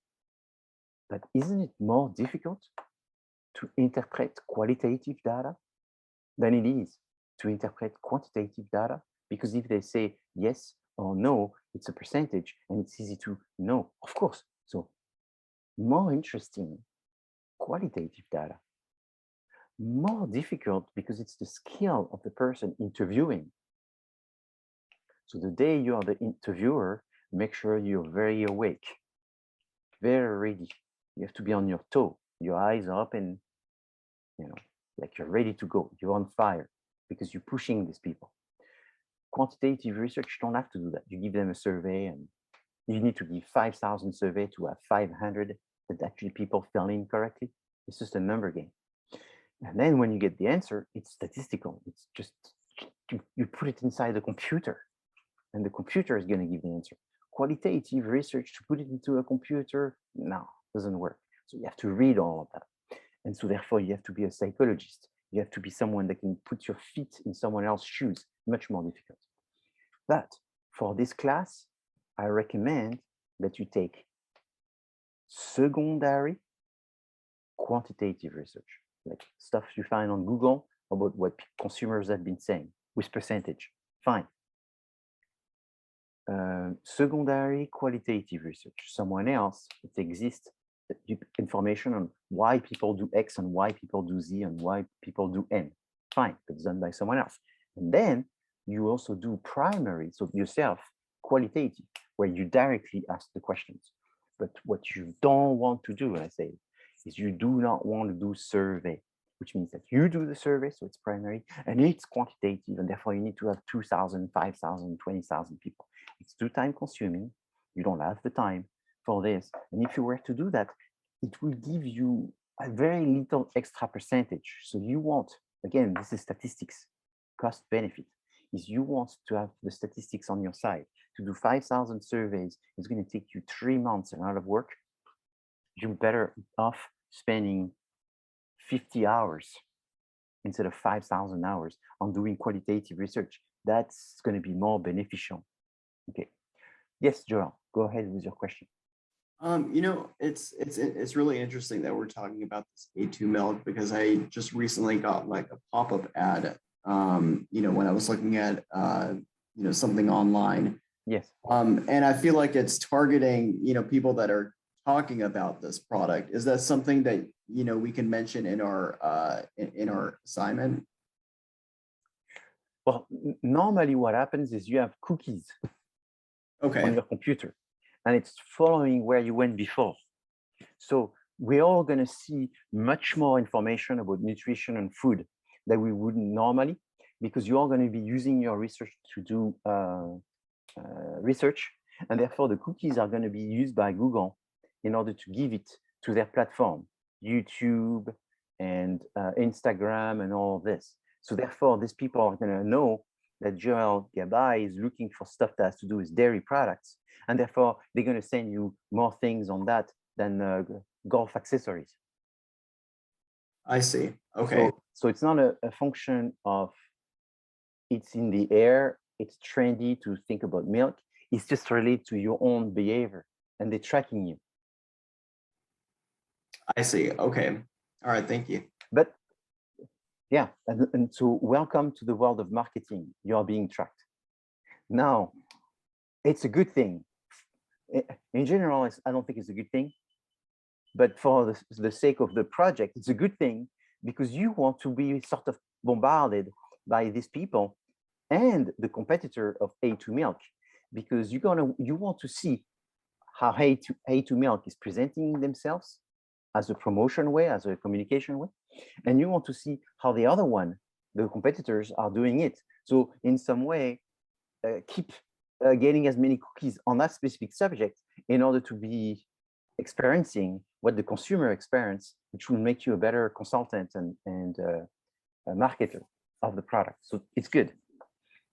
So I hope you all get a lot of ads and information that you don't even request, but that helps you in making some information. So, and if you see those videos, don't turn it off all the time. But in that situation, you want to actually see the whole thing.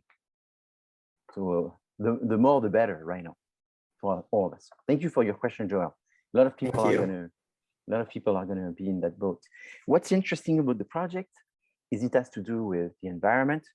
It has to do with food. It has to do with misconception. It has to do with being educated. You know, is the subject of eating more meat or eating less meat connected to this? Yes, it has to. A lot of the meat that we eat comes from cows that they killed, that they were dairy cows. Dairy cows, when they start producing a certain amount of gallon per day, are deemed not profitable anymore, and therefore they are sent for meat. And so a lot of these have to do with meat. And so the amount of production of milk probably has to do with the quality. I mean, I'm not a farmer, but in life is oftentimes the case. Is if you get something that produces a lot, usually a lot means the quality is lowered. If you get, I'm guessing if you get a cow that produces maybe less, it's possible that it's not good from maybe a business perspective because it produces less, but maybe it's good from a quality perspective. So I would look at, I mean, that's what you're gonna have to do, is you're gonna have to be curious. And this exercise, believe me, is not an exercise that I'm asking you to do because I'm a pain in the neck, or I want to make your life miserable, or because they're just marketing and they are annoying, they want you to be. This is an exercise that you have to do because I'm guessing you want a business degree because you want to become a business person. There's a student from the past semester that has asked to come to class because he's actually from spring 2021. He's discovered after this class that this was so useful that it changed his life, and he wants to come to tell you about it. I'm glad because you'll hear from someone who was a good student, and that this is useful for business. If you want to be a business person and successful, it's good for business. Thinking that you're going to be rich and successful because you're going to make a good investment in cryptocurrency is sort of daydreaming. Cryptocurrency were good investments for sure, 7-10 years ago when they started. Now it's sort of gambling, and therefore dreaming of becoming rich from gambling is not a very statistical high chance. If we talk again about statistics, it's a low statistical. High statistical is understanding how business can turn in your favor, again, statistically. And statistically, for business to turn in your favor is you have to understand the concept of opportunity. Opportunity is what I can take advantage of in order to become successful. And therefore, you need to know about research, and you need to understand the importance of research, and therefore, to increase your chance of being statistically successful is you have to understand simple things such as what is quantitative research and why you should remember what I've told you today, because it's going to serve you. This is very, very, very, very, very important. And what's qualitative research, it's not the same. It's different functions, different objectives. One is on the how many and what, that's quantitative, and one is about why, and that's qualitative. That's what you have to remember.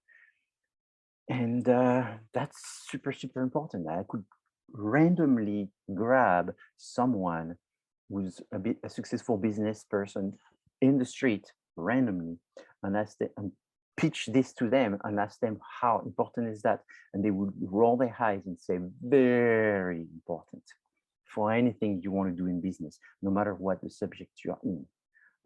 So the idea of sampling means that when you ask questions to people, you want to be careful who you ask. If you're doing quantitative research, sampling is extremely important, right? It's like if you ask, I don't know, 1,000 people, who is Trump going to be the next president of the United States? And those 1,000 people are from, I don't know, Argentina. Sampling Argentinians to ask them about who's going to be the next president of America makes no sense. So sampling is very important. Who did you ask? Can they even vote? You know, are they a representative of men and women? Not if it's all men, it doesn't make any sense. Are they people who are, you know, so the representativeness is very important for quantitative research. When it comes to qualitative research, I cannot say that the representativeness of your samples is not important. I cannot say that, but I can say it's less important than for quantitative research. However, sometimes in qualitative research, meaning interviews and focus groups, you can be very careful in who you sample. So sometimes you do an interview and you don't want to do an interview with someone like, you drink milk, and the person says, no, I don't drink milk. Have you ever drank milk? I've never drank milk. And maybe spending an hour interviewing someone like that is not as valuable as interviewing, I don't know, like a rated chef. Maybe a rated chef will have a better understanding of the importance of milk in cooking and culinary perceptions than a random person that doesn't eat much and eats food, and essentially the best food is a power bar or something like that. So samples, very crucial, critical for quantitative research, somewhat important, not really that important for qualitative research. So now there's 3 layers of research. There's exploratory research, which is the basic one, which is the only one. So there's 3, only one you're going to do is the first one for this class. You can get an A+ doing the first one. You will make your life more complicated for no reason doing the other one, but I'll still explain that. Exploratory research is doing a Google search, which means collecting secondary data from existing database or database that you buy or library, anything, a book, an article, and doing qualitative research. So why qualitative research? Because it's still considered exploratory because it doesn't have a high statistical significance. Now, when you start doing high statistical significance, therefore you're using quantitative research, and that's the next stage. It's called descriptive research. So in descriptive research is the second phase, is you want to understand the rate, the frequency, you know, how often time do you shower with a shampoo? How often time do you use conditioner? How often times do you use, how long do you take a shower? 5 minutes, 10 minutes, 20 minutes? So descriptive research is going to look at frequencies, rating. It's going to try to make some pie charts, histograms. It's going to try to scientifically create people's perceptions using numbers and percentage. Exploratory research, the first one, which is the only one that you should be doing, is going to be looking at qualitative research, and therefore it's going to be just a reason why is people use shampoo 5 times a week, because apparently from people response, so you see it's much more open about the answers. It's not as strong in the belief of the answers. With quantitative research, is really you reinforce the belief. You can say, you know, 72% take a shower of 4 minutes and 20 seconds, and so it's much more scientific. It's much more precise. However, it sometimes leads you to believe things because of the answers, but it could be related to the sample. So there is a lot of biases also in descriptive research. In exploratory research, sometimes you can be lucky in the sense that you just, I don't know, Google and it's the first link. I mean, that's wonderful when it happens. The answer to your problem, the answer to the research problem and objective is answered after a 2-second search on the internet. Okay. It's becoming rare, but it's possible. At least for very disruptive marketing, it's very rare. The last one, causal research, is an experimental research. So it's much more scientific, more than the 1 and 2, where you're going to put people into a lab experiment, where people are going to be subjected to different exposures, and you're going to see people's reaction based on the different exposures. And one of the treatments that they will receive will be a no treatment. So it's a little bit like you've heard, and that's why I use this example of the vaccine, where you would have one vaccine with a chemical, a second vaccine with a different chemical, and a third vaccine with nothing. And so what you would want to try to show is that the different chemical had different success, and they were better than the vaccine that had nothing. Because if the vaccine does nothing, has still some positive results, then you sort of question the fact that the other vaccines with a different chemical may have been used for no reason. So how do you use this in business? I get it with the vaccine, enough with the vaccine. I've heard about this for a million years. And so in business, you could use it for advertising. This weekend, you will have the Super Bowl. And so you can create different ads and you try to see which ad works the best. You know, the ad with the humor versus the ad that talks about saving money. And so when things cost a lot of money, you do this, maybe you'll have products with different features. You know that this product costs $100. With $100, you can only have 3 features. But what are the people like 20 features? So you're going to make different combination of features on that product, A, B, C, D, E, F. So one product is going to have A, B, C. The next product is going to have A, C, D. And the next product is going to have C, E, F. And so you do different combination and you see which product is like the best. Okay, so that's causal research. They all have biases and problems. The first one is the fact that you're using someone else's data because you're using a lot of existing secondary data in exploratory research. It also has qualitative research, which is less statistical, not statistical at all, in fact, so it's less reliable, it's called. And then the second one, descriptive research, what is good is it's more reliable. However, it does not really explain the reason why people do things, just sort of get results on who they are and what they do. And from what they do, you try to guess why they're doing it. The third one, causal research, is much better at the why they do it, because in a lab experiment, you can actually observe people.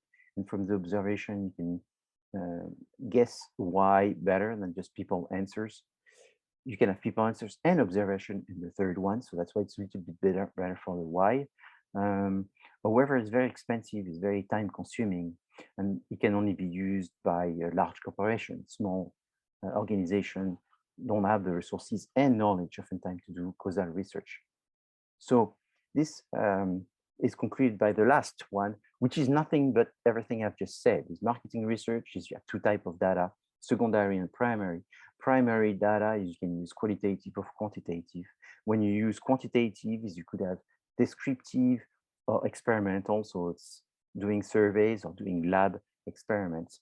Inside the descriptive is you have the survey. There's another one I haven't mentioned, which is observational data, where you would actually film people in an environment where you would count the number of times people made some behaviors. And so that would take like a video that would be filming the entry of a store, and you would see day after day the change you would do in the store, and you would see the change in terms of sales. So, you know, you move a product on the shelf, and based on where it's on the shelf, you would see how much you've been selling. and if people, how long people have looked at the shelf, and you would change the arrangement in the aisle, and you would count the number of people that would turn left versus turning right, depending on how you organize the aisle. So it's based on a guess estimation from a quantity-based type of behavior, based on observing and collecting data from the observation. You could have a thing where people will click, and count the number of clicks and all that. All right, well, this concludes tonight. I think I gave you a good idea of how you do research. Again, work on the SWOT analysis, make sure you join a group, and then keep searching on the milk. I think it's an interesting subject. You'll see there's a lot of misunderstanding and confusion on this subject between what is right and what is wrong.